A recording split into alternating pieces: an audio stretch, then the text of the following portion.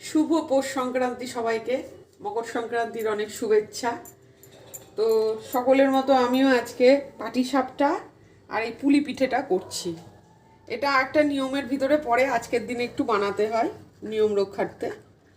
তো আমরা সারা শীতকালটা খাই না, এই সময়টা শুরু করি আর কি মানে আজকের দিনটা সংক্রান্তিটা পিঠে পুলিটা করে এবার আমরা আজকের থেকে আমরা এই পৌষ সংক্রান্তির দিন থেকে পিঠে টিঠেগুলো খেতে পারবো।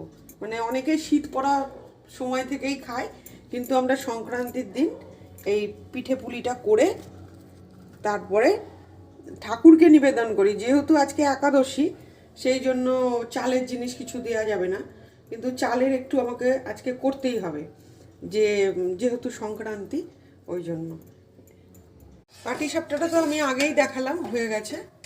এবার আমি দুধ পুলি করব। তার জন্য আমি দুধটাকে ভালো করে গাঢ় করে জাল দিয়ে নিয়েছি। তার ভিতরে খেজুর গুড় আর এলাচের গুঁড়ো আমি এর ভিতরে মিক্সড করেছি। এই যে কালারটা কি সুন্দর এসছে। এবার পুলিগুলো আমি রেডি করে নিয়েছি। প্রথমে গরম জলে চালের গুঁড়োটা একটু ভালো করে নেড়ে নিতে হবে। তারপরে হাতে একটু ঘি লাগিয়ে এটাকে ঠিক ওই যেরকম করে আমরা ওই পুর ভরি ওরকম করে গোল করে ভিতরে দিয়ে তারপরে এরকম যেরকম শেপ পারে করে দিতে।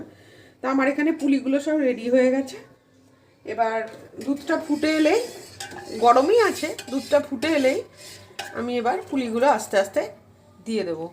কারণ এই পুলিগুলো একসাথে দুধে ঝাড়তে হবে, না হলে পুলিগুলো একটা সেদ্ধ হবে আর একটা সেদ্ধ হবে না। এইবার আমি আস্তে আস্তে এগুলোকে দুধের ভিতরে ছেড়ে দিলাম। এই যে দিয়ে দিলাম আস্তে আস্তে।